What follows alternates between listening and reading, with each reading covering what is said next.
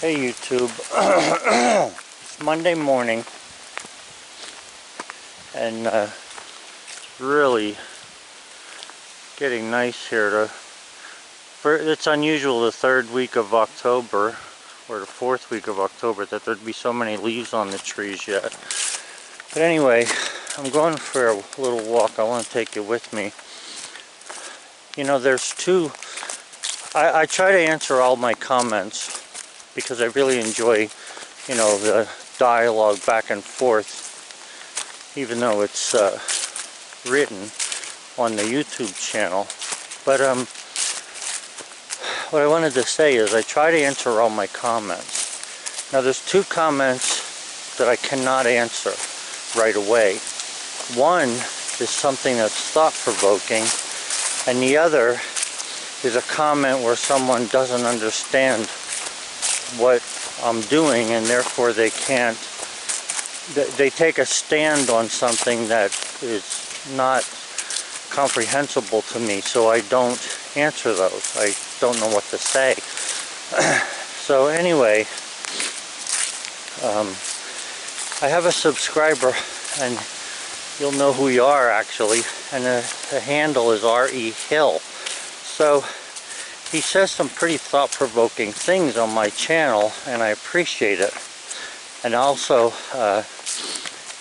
you know, he says some things that sort of make me think about myself. But here's what I want to get at. This house, I built this house, and I own this house. And anyway, I built this house for two reasons. One, because I needed something to challenge me and keep me going in my retirement. And two, because I wanted my youngest son to have a home with no mortgage. But that's a story for another day. However, I built the house out of pocket, and there was no mortgage on it. The house is done for all intents and purposes, except for the handrail you see on the outside there, and all of the trim work that's inside, the interior trim molding around the windows, for instance, around the doors. I'm not going in the house now, I'm just going for a walk here. So anyway, so I wanted to be able to use the red oak from the property. And if you look around here, most of these trees that you see with the brownish leaves, like the ones I'm standing right in front of me here, these are all red oak. Red oak. This is a white oak here, but that's red oak. These are all red oak here, and I want to cut a couple down. You can see I cut this one here down, but all of these trees here are red oak, and they make fantastic lumber. So anyway, like I say, it's the trim, and I wanted some pine, which I have on the property also, to be able to make the spindles for the handrails and stuff.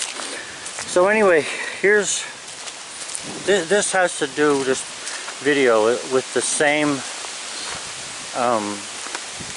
line of thought that there was when I talked about, you know, going into business. So here it goes.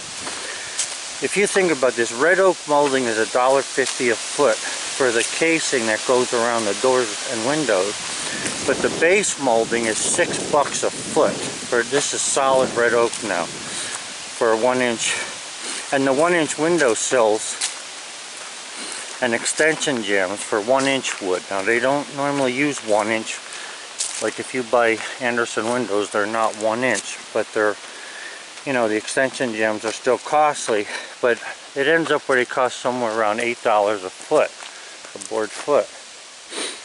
So the house needs, in round numbers, approximately 800 feet of casing for the doors, and 320 feet of window casing, 900 feet of base molding, 400 feet of other molding.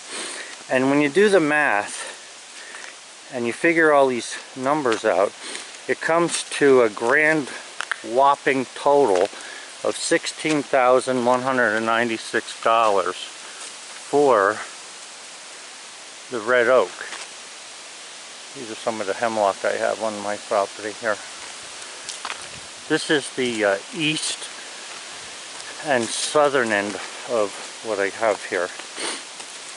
So anyway, you're thinking $16,000, almost $200.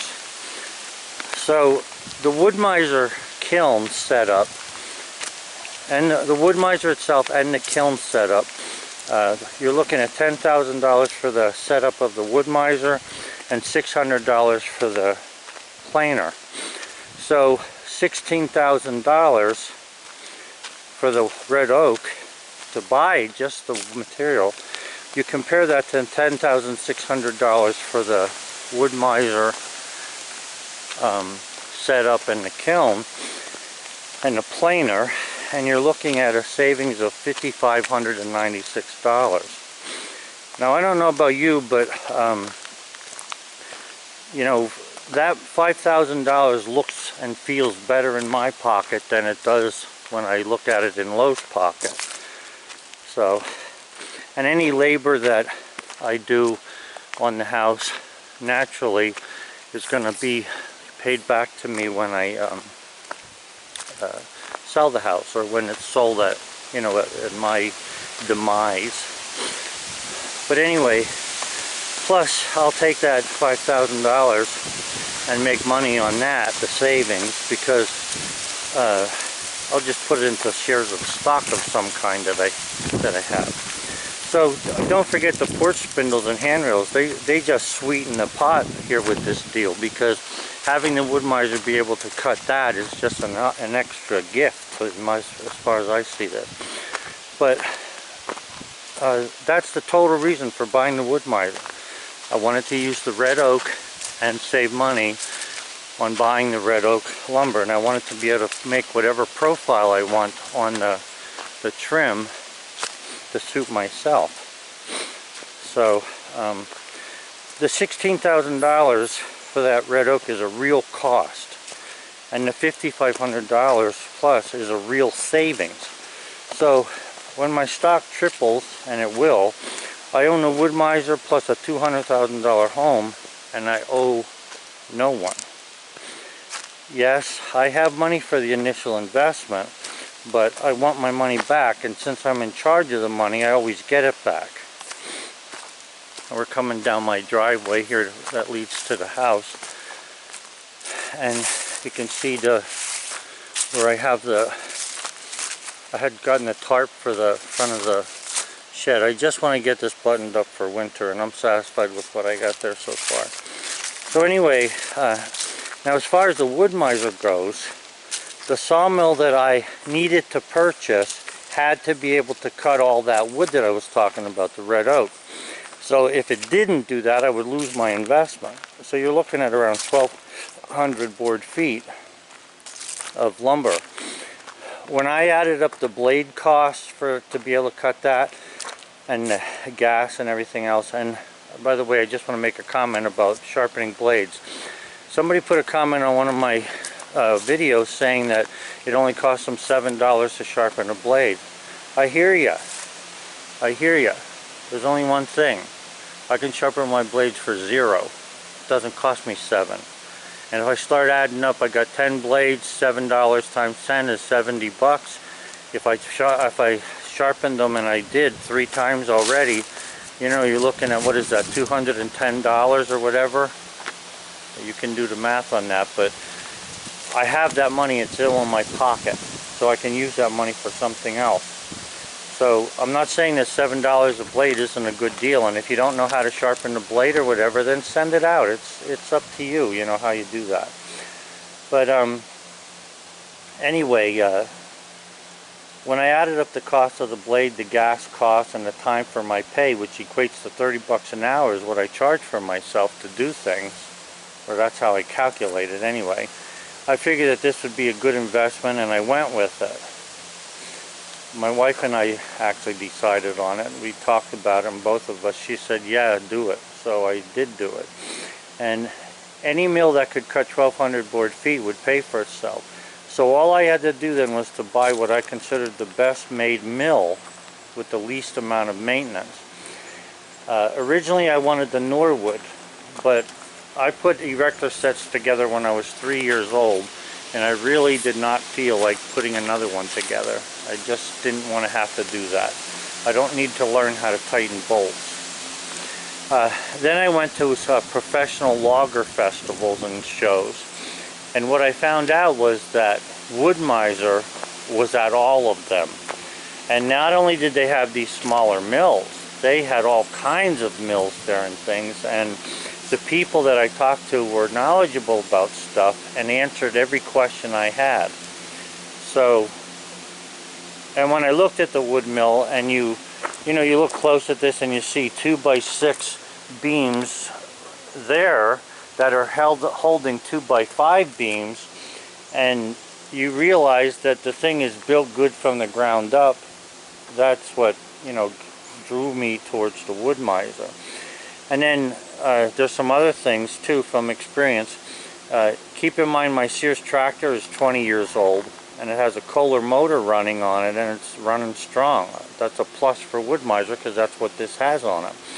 Electric start is a plus for my old age. I don't want to have to be pulling the rope on that thing. Heck, it takes me, if I pull a rope more than 5 times, I'm winded at my age. So a frame made out of bigger steel from the bottom up is a plus from an engineering standpoint. A national parts and after sales service group means that I can find parts when or if I ever need them. And a great reputation that's actually came from the comments of people like yourself who are listening to this now is what made me want to buy this. Now, I listen to a lot of videos and I always hear this living your dream. I don't like the term you're living your dream by making your own wood. Believe me, I'm wide awake with my decision. Besides, I only dream about my wife anyway. So that's what made me buy the Woodmizer. Those couple of things. I do not think that a mill that has these 2x5s that cross right here, the bunk, can be bolted to angle irons and be strong unless you totally support the angle irons. So I don't think that is a good way of doing things. So anyway, that's my personal reason. People ask, why did you buy the Woodmizer? But I want to go further than that. I want you to know that my personal reasons have merit, and they make sense, and it's not just buying it on a whim. If you're the kind of person who has to buy things to feel good about yourself or keep up with the Joneses, those are stupid reasons for buying things. So, that's not the best thing that you can do.